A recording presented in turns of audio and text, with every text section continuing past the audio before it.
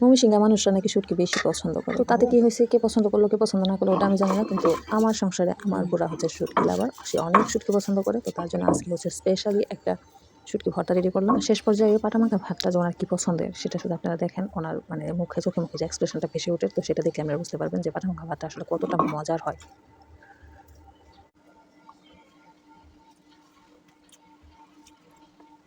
কেমন লাগে? মজা হয়েছে? ভালো হয়েছে? লবণ টবণ ঠিক আছে সব? হ্যালো, আসসালামু আলাইকুম। সবাই কেমন আছেন? আলহামদুলিল্লাহ আমি ভালো আছি। তো আরও একটা নতুন ব্লগ নিয়ে হাজির হলাম আপনাদের সামনে। আর যারা হচ্ছে শুটকি লাভার, শুটকি পছন্দ করেন, আজকে ভিডিওটা হচ্ছে তাদের জন্য। আমার সাহেব কিন্তু শুটকি অনেক পছন্দ করেন। উনি চ্যাপা শুটকি সব মানে মাংসের শুটকি, মাছের শুটকি সব ধরনের শুটকি ওনার অনেক পছন্দের। আজকে সকাল সকাল সাহেবের আবদার যে গরম ধোয়া ওঠা ভাত দিয়ে শুটকি ভর্তা খাবে। তো যেই কথা সেই কাজ, আমিও লেগে পড়লাম। তো শুরুতে আমি হচ্ছে নিয়েছি ট্যাংরার শুটকি। এটা খুব ভালো করে একদম মানে একটু বেশি করে তেল দিয়ে খুব ভালো করে মচমচে করে ভেজে নিয়েছি।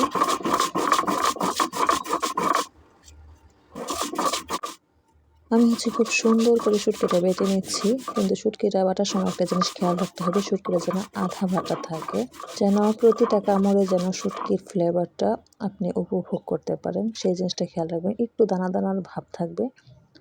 আর হচ্ছে পেঁয়াজ, রসুন, কাঁচামরিচ এগুলো হচ্ছে আপনি একটু শক্ত শক্ত লাল লাল মানে আধা পোড়া করে ভেজে নেবেন, তাহলে হচ্ছে শুটকির ফ্লেভারটা খুব ভালো আসবে। ভর্তাটা একটু শক্ত জাতীয় হবে আর একটু আঠালো আঠালো ভাব থাকবে। প্রথমে হচ্ছে আমি শুটকির সাথে একটু সামান্য লবণ দিয়ে আদা দিয়ে শুটকিটা খুব ভালোভাবে বেটে নিয়েছি।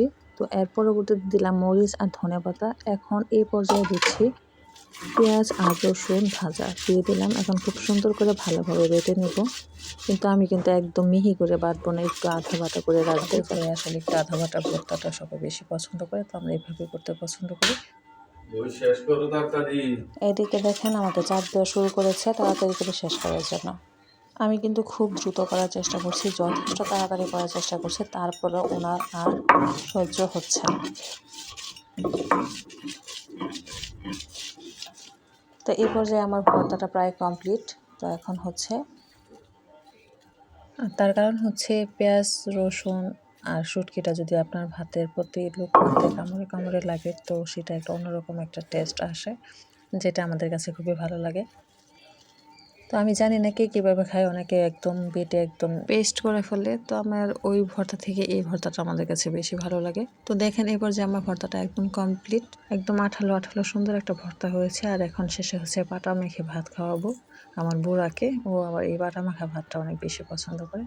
তো কে কে এরকম ভাবে শুটকি ভর্তা খেতে পছন্দ করেন অবশ্যই আমাকে কমেন্টে জানাবেন।